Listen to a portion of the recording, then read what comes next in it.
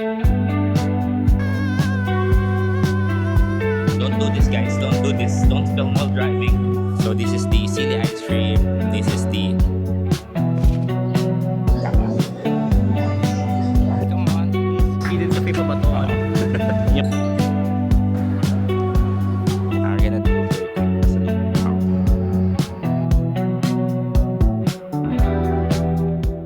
Hi guys! Today with Chester. Gagala na naman tayo. So for today, we're gonna fly to Bicol, Albay. Current date today is February 14. It's Valentine's Day. So I have surprises small lobs with the local flight right now for Valentine's for a Valentine's celebration. What do you think about surprising you with a local flight and you don't know where we're going? Surprises are a mystery of life. The mystery of life is the essence of humanity itself. Okay, it's a wonderful answer. Quick backstory lang. Nakapag-Bicol na ako. Actually, Bicol yung first trip ko. First gala ko na after I'm working. It's a tour. So, sa tour na yun, naka-van kami from Manila to Bicol. And it's 11 hours. And grabe, na-experience mo na yun, alam mo kung gaano ka-hassle yun. So, I tell myself, pag mag-Bicol ako, kailangan lilipad na ako papunta doon. Kasi 1 hour na flight compared sa Tapos, medyo onti lang naman yung difference sa price. So, yeah, right now, papa-experience namin. Papa-experience ko kaya may mga experience ko before na mag-ATV sa ngayon. If makakuha kami ng tour, makapag-Sorsogon. And, ayan, this is just a 4-day trip. Babalik na rin kami after 4 days. Pero, ayan, we're gonna enjoy it.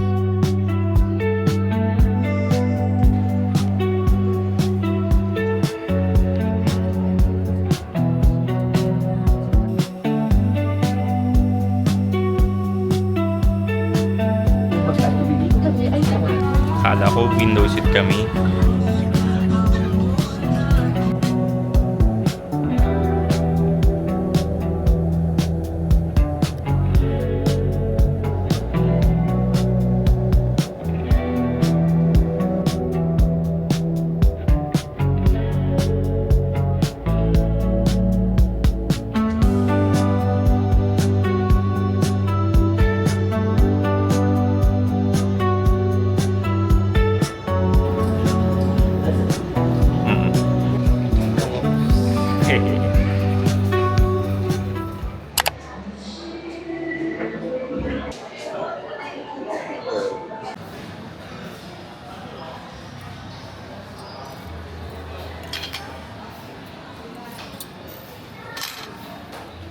The Malobs. How's the rib shack, Malobs? Exquisite. Ang lambot ng ribs niya. Ang lambot ng ribs. Ang lambot daw ng ribs niya, saka pa. We're at First Colonial Grill in Pacific Mall. Let's try their famous silly ice cream and any other ice cream na meron sila. And meron silang promo, guys. So, actually, doon sa napanood ko kasi, parang tatlong magkakaibang flavor sila. Pero pag dito, parang tatlong scoop pero same flavor. So, nagtanong lang kami sa waitress and sabi nila, ayun, pwede mo mamili na magkakaibang flavor sa isang 159 pesos. So, tatlong flavor to, plus meron pa kaming extra scoop dahil dito. So, ginawa lang namin siya. So, parang ang nangyari, 4 na magkakaibang flavor yung nakuha namin. So, let's try it. So, this is the silly ice cream. This is the pili ice cream. This is the caramelado ice cream. And this is our 1 scoop of latic ice cream. So, we're gonna try it. And the silly ice cream.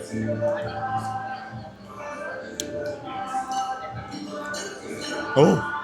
Huh? Oh! Fake out. It's ice cream. Tamis. But you like it? Oh no, you like it? Yung anghang siya ng labuyo. Tapos meron siyang maliit na sili sa taas.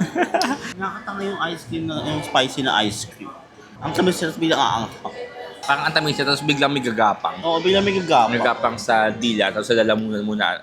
Wait lang. Pero ang galing kasi parang nanoneutralize niya, nanoneutralize pa din siya nung cream nung cream nung ice cream. Wait lang, isa pa. Hindi siya matamis na caramel. Alam mo yung parang nasa nung sunog ng caramel. Yung burnt taste ng caramel. Yun yung lasa niya. Sarap na sarap. Nasang butterscotch yung yung caramelado. Yung pili ice cream.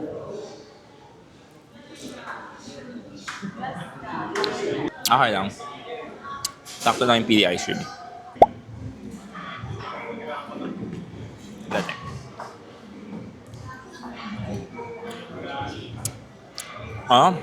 Lasang latik yan. Lasang coconut.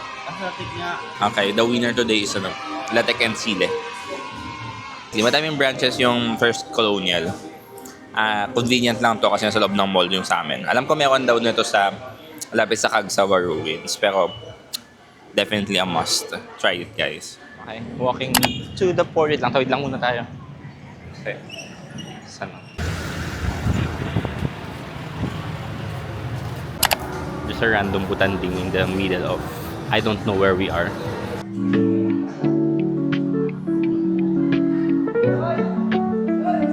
Akala ko parang Manila Bay lang yung Embarcadero de Legazpi. Kasi hindi ko naman siya tinignan dun sa mismong Google Map kung ano yung itsura niya. So, pagpunta namin dito, parang aimlessly walking lang kami kasi alam ko dun yung direction. And parang sabi ko, bakit may mall na naman? Ganyan, dito ang tayong mga magjowa, Valentine's. Tapos, pagdating ko, ito pala siya, Embarcadero de Legazpi. So, parang siyang port side. Ayun, actually, dapat yung mayon, no? Ayun yung mayon. Kaya maganda yung view dito. Dapat. Oo, kaso maulap pa. Ayan. Yan. So, if you see that huge blob dun sa likod ng ulap, yan dapat yung mayon. Kaya maganda dapat dito kung hindi ganun kaulap. Ay, may maganda pa rin naman siya. Pero mas maganda siya kung kita mo yung mayon directly dito. Wala naman kami masyadong ganap for today. Tomorrow, nakahanap ako ng tour for Sorsogon. So, I think that's an island hopping tour. So, ayun yung agenda namin bukas. Then sa Lunes, mag-ATV kami sa Cagsawa. Mas malapit sa Mayon and hopefully magpakita na si Mayon. And last day, we're just gonna tour around the Legazpi, Daraga portion lang ulit. One.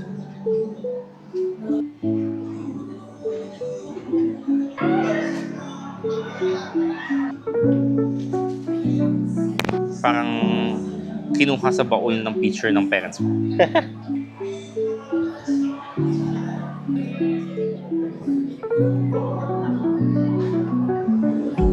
Okay.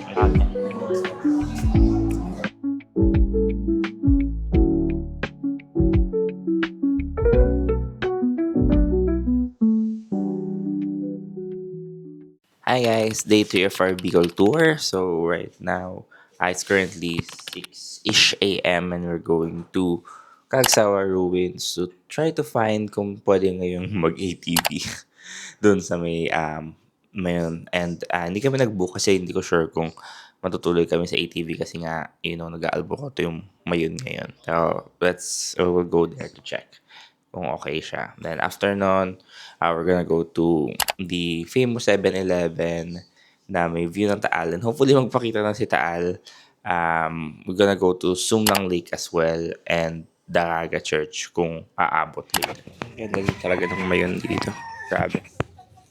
Hindi yan siyang kapakita ng katawan na kasi maulam. Ito yung mga sample na ATV na gagamitin namin. Pagka gusto mong i-forward sir, ito, automatic. Ito pala. Ilalagay ko na lang siya dito. Automatic, pagka pinindot ko to. Apa.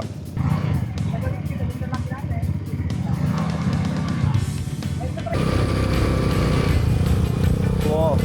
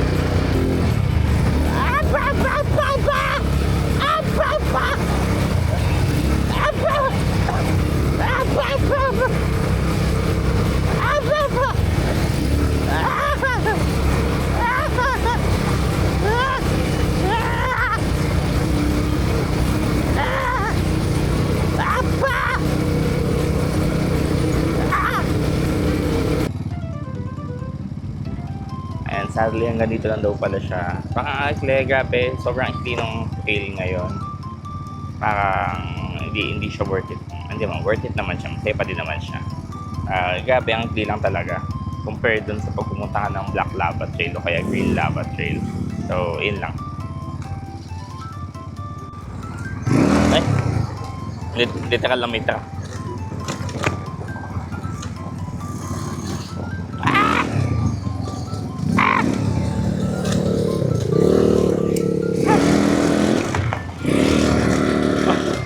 Truck sa likod ko. Guys, mahirap mag-film at mag-drive. Yung mind me, naka-Osmo. Naka-Osmo Pocket 3 ako. Hirap pa nga. Ang hirap. Don't do this, guys. Don't do this. Don't film while driving.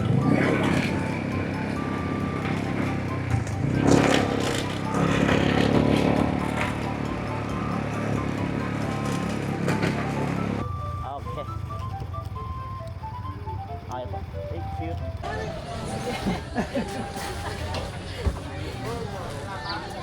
Ayun guys, tapos na kami mag-canyoneering. Tapos na kami mag-ATV. So, nasa na kami. Kagsawa Ruins. Ito siya.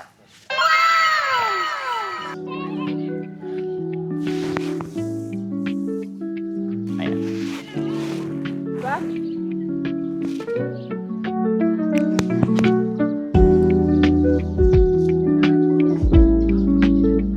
What do you think about the Kagsawa Ruins? Kagsawa Ruins is an epitome of mystery. Everything mo history. The stories behind every wall and every rock is a story to tell in the future generations.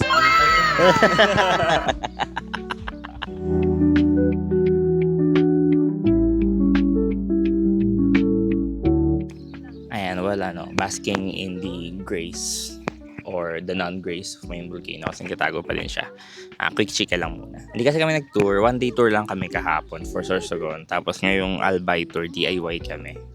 Maaga kami pumunta dito sa Kagsawa Ruins kasi mag-ATV kami. And initially I was expecting na medyo matagal siya kasi kung Black Lava, parang 2 to 3 hours yun. So, doon lang kami sa pang advanced trail. Kaya parang medyo ang lapit lang talaga. So, nakabalik kami dito ng mga around 8-ish. Ganyan. Tapos, yung family na kasama namin kahapon sa Sorsogon, kasama din namin ngayon. Yung weirdly, parang magkasunod talaga kami sa ATV. Well, before paglabas namin, nandun sila, nantay sila ng tour nila. Papunta din dito pala. Tapos, nung ATV, nandun lang sila sa likod namin. Pasok namin dito sa Kagsawa Ruins. Nandun din sila, nag-picture sila. So, parang, party kami ng tour. Pero hindi kami nagbayad. Entrance fee lang kami dito. Parang 45 pesos per person ata. Kasi 90 pesos siningil sa amin. Hi guys, nasa McDo na kami. Sinakad lang namin siya from Kagsawa Ruins papunta dito. Nag-offer ng tricycle. Kaya naman na kami. Maikli lang naman eh. So, mga 10 umabot pa kami. So, umabot pa kami sa breakfast ng McDo. We ordered pancake and sausage plus iced coffee kasi kape. Diba kami nagkakape today. Quick chika ulit dahil madaldal tayo for today habang nag-open kami ng pancake. Sa may Kagsawa Ruins kami. Tapos, decide kami pumunta ng museum kasi malapit lang naman yung museum doon. So, pagpunta ng museum, sabi, binasa ko yung mga rules, ganyan. Bawal daw mag-vlog, kaya walang video doon. Pictures lang daw doon sa loob. Tapos pag-open ko ng bag ko, wala din yung cellphone ko. Like, nawawala siya. Una, medyo natawa lang ako. Pero nung pangalawa, panic na ako kasi hindi kami makauwi. Yung flight namin, tapos yung mga banking apps ko and everything. Yun, nawala siya. So, takbo kami pabalik ng Kagsawa Ruins. Panic na ako, ganyan. Tapos tinatawagan niya, na Emma, yung Malobs, yung cellphone. Nung una, binaba yung cellphone, yung tawag. Yung kinakabahan na ako, baka di na bumalik. Tapos biglang sinagot. Tapos nandun pala siya, buti ko na daw, nakuha siya nung may-ari ng tindahan dun sa may Kagsawa.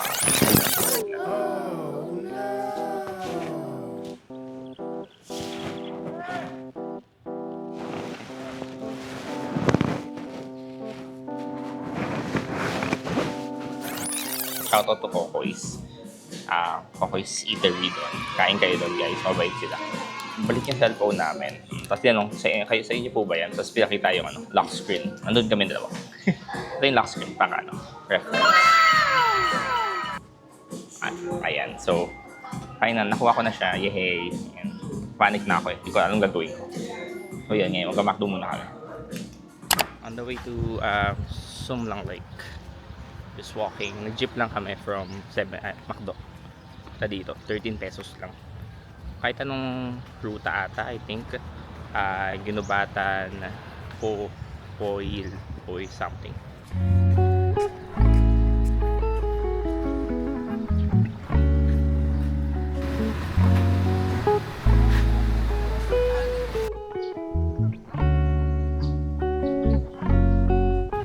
So the reason kung bakit pinupuntahan tong Sumlang Lake dahil sa view to. I mean, there's water, yung Mayon, full view ng Mayon. Kung wala masyadong ulap, kitang-kita siya. And, you know, ang ganda talaga.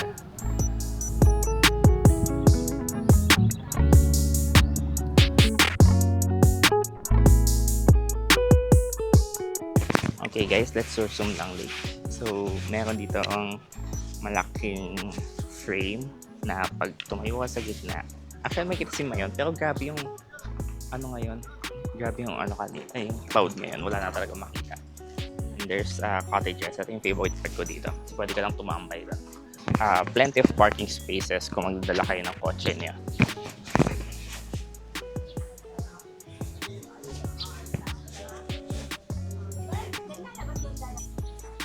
Weaving culture.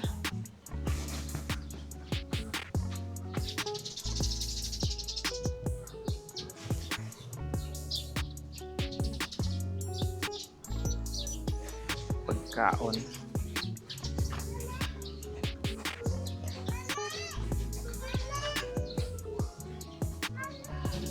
Pili nuts.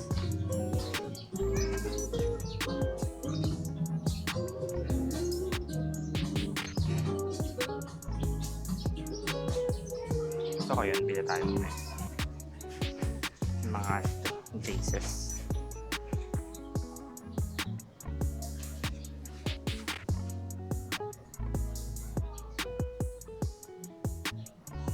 Nagpakita na naman po siya. Come on, please clear up.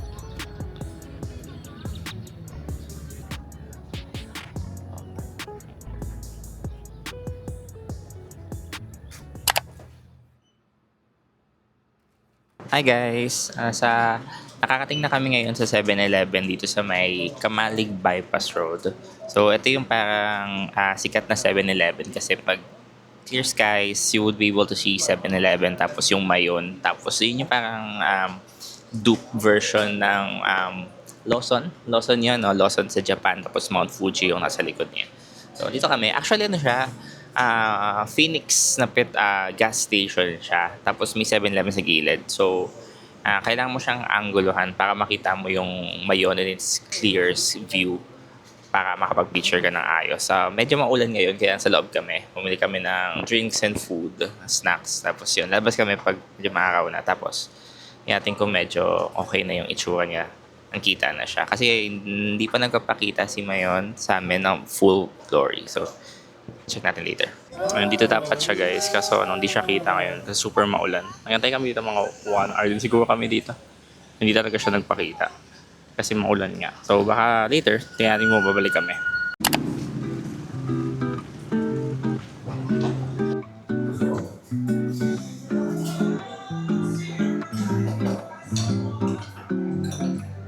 Try this.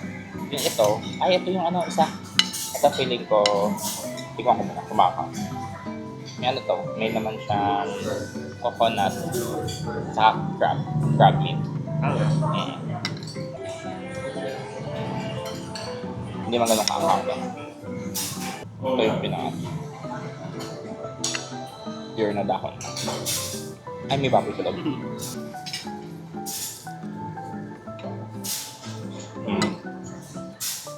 Magatang dahil. So yung yung isa, may dami siyang meat sa loob.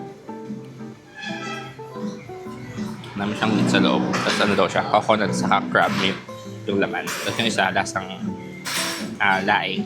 Pero mas parang lasagna.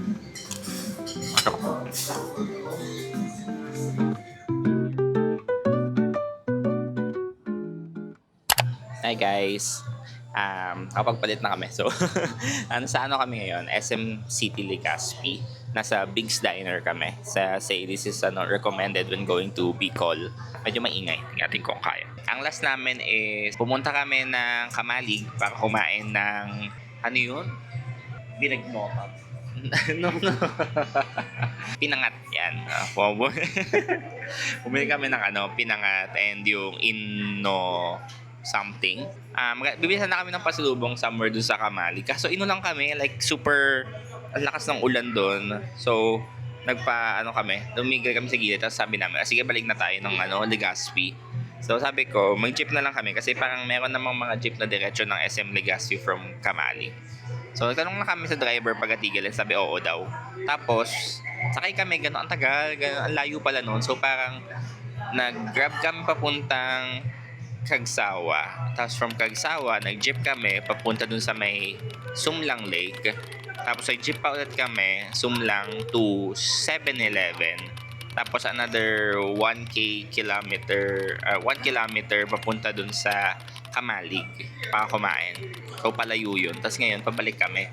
Tapos yung jeep pa nasakyan namin, akala namin parang nalagpasan na kami, parang SM kasi siya. Tapos parang doon sa baba dumaan. Tapos diretso papuntang Embarcadero. So pagpunta niya, ikot pa pala siya. Like ang layo ng inikutan niya. So parang tagal-tagal namin sa jeep, ganyan. So pagdating namin dito, sabi ko, lagkit na ako, ganyan. Buti may dala kami extra shirt, isa lang. Nakapagpalit ako ng sandwich. Tapos yun, ikot-ikot lang, nagpa-massage chair kami, 30 minutes yun. 45 minutes yun sa massage chair. Grabe, parang the tiredness has been eased.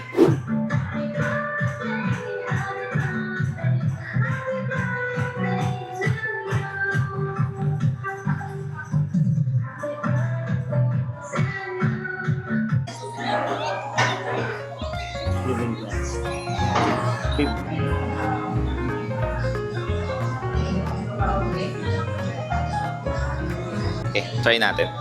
I can already smell the bell pepper sa ulam mo. Ay, okay. The bell peppers.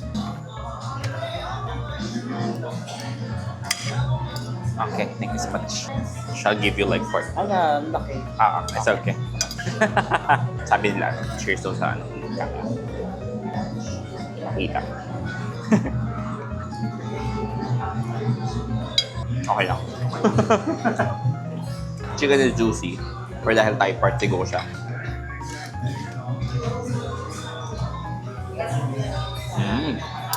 Juicy yung chicken. Ang smoky. Dami ng sauce. Kain muna kami, guys.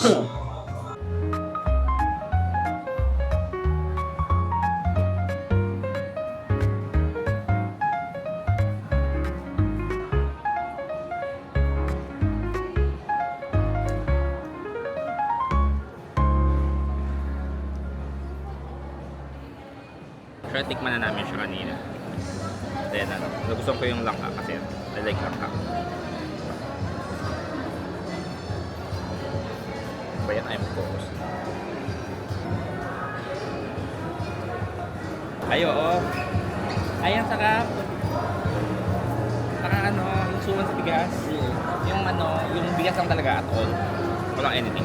Sarap daw guys, mura lang 38 pesos lang.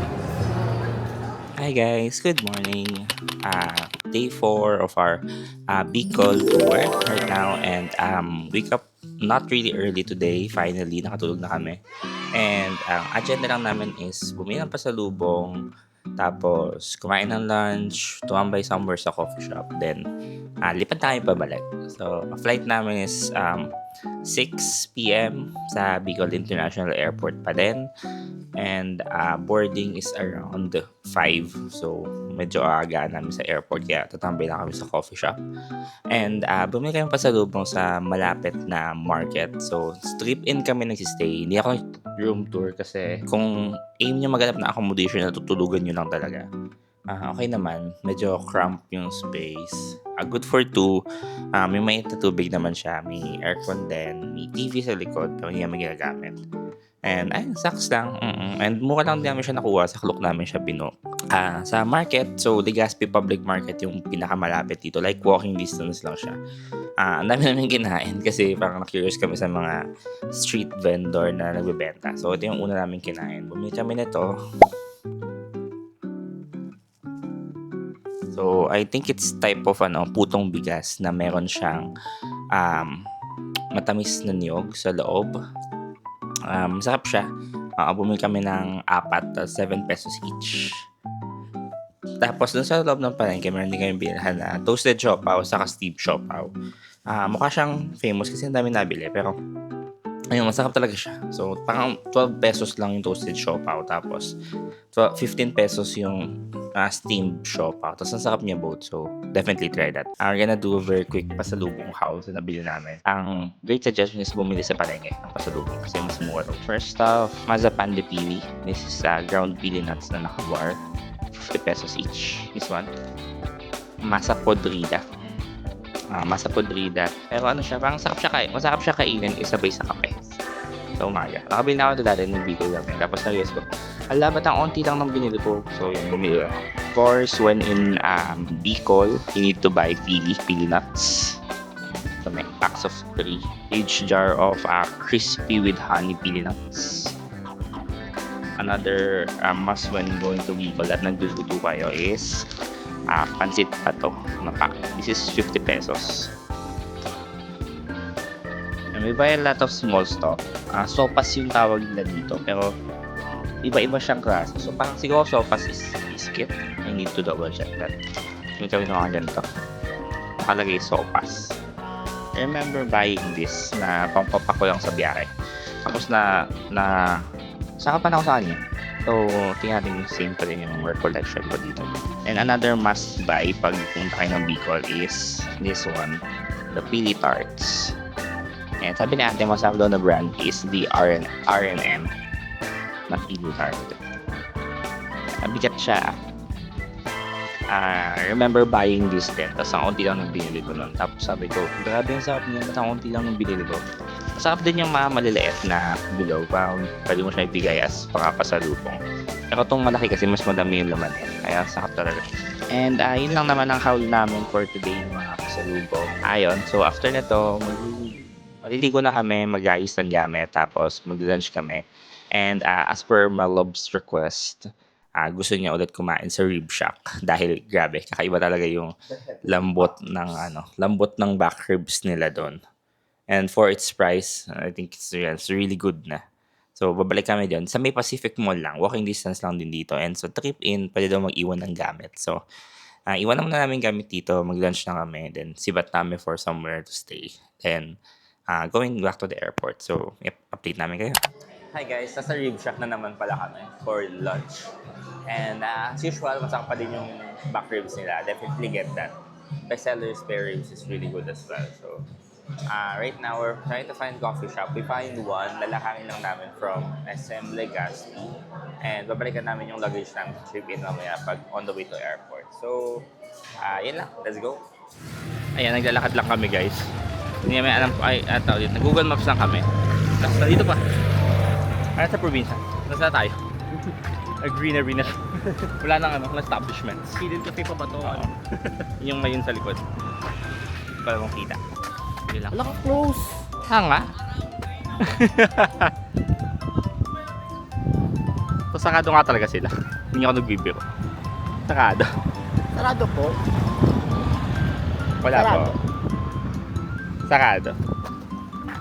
Okay. Akala namin sakado. Naka-close. Kasi 11 AM. Kakabukas lang. Ito po.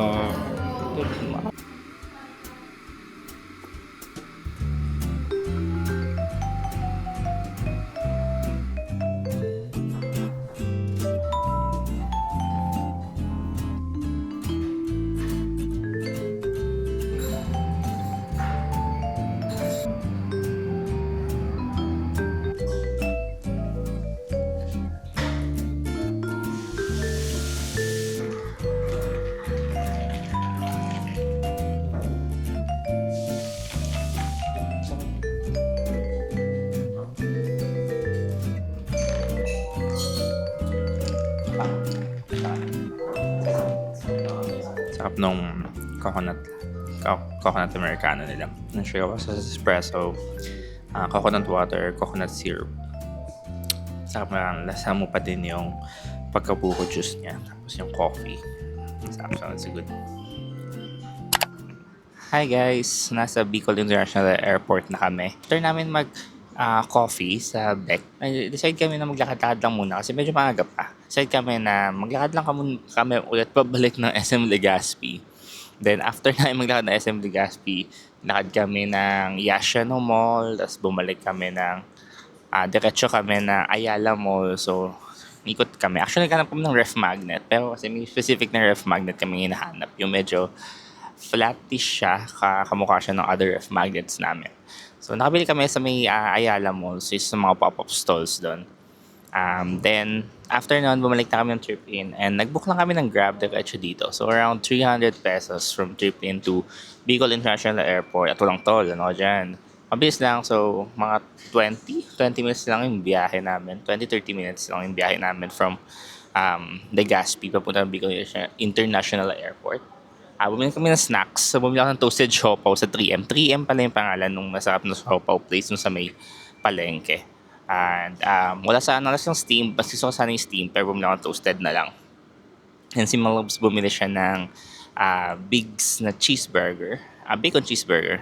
Kasi gusto niya daw i-try yung burger ng Big's. And after na bumili, pasok lang kami sa airport. Then wala naman kami check-in. So parang tinanong ko doon sa counter, hindi na kailangan pa po bang pumunta doon sa counter para magpa-print ng boarding pass. So sabi wala naman kaming check-in baggage. So sabi niya, diretso na lang daw sa taas. Then pag akyat namin, mabilis lang yung parang x-ray kasi isang linya lang yun. Tapos nagchikahan lang din sila doon. And chinek, wala namang issue pagpasok namin dito. Ang ganda, ang maluwag, maganda yung departure nila. So, ang daming food stalls dito sa likod. Ang dami ding seats na available. So, may coffee shop doon. Eats a Date, I think mga food. May another Bigs na naman. Daily Bites, Dunkin, Potato Corner, Belgian Waffle, Bose, mga souvenir shops. Yan, sa gilid. May CR din doon. And ayun na, kita mo na yung labas. Then, I think doon lang sa may runway yung dito baka makasakay ng airport. So mga 6:10 pa yung flight namin, pero mga 5-ish yung boarding namin. So dito muna kami, we're gonna eat the food, we're gonna watch muna anime while waiting, then boarding na. Pero I think I will probably end the vlog here. So if you're still watching this, I really thank you so much for watching until the end. I was thinking of dividing this vlog into 2 parts. So parang first and second days or so gone, then their Bicol adventures, and today na pauwi. So I think okay na yun, para hindi ganun ka haba din. And we're just thinking, bakit yung mga international flights ko, okay lang nahatiin ko siya daily. Tapos pag local, pag sama-samahin ko, areas ko, ang dami naman ang ginawa dito. So parang deserve na mag-post ng multiple video. Anyway, ko lang yun, random thoughts ko lang yun. But anyway, if you're still watching this, thank you so much for watching. And hopefully, you can like, comment, subscribe, kung ano man ang ginagawa sa YouTube. And yeah, follow me on more journeys, either international or local tours. And I hope you like this video, and thank you so much. Bye.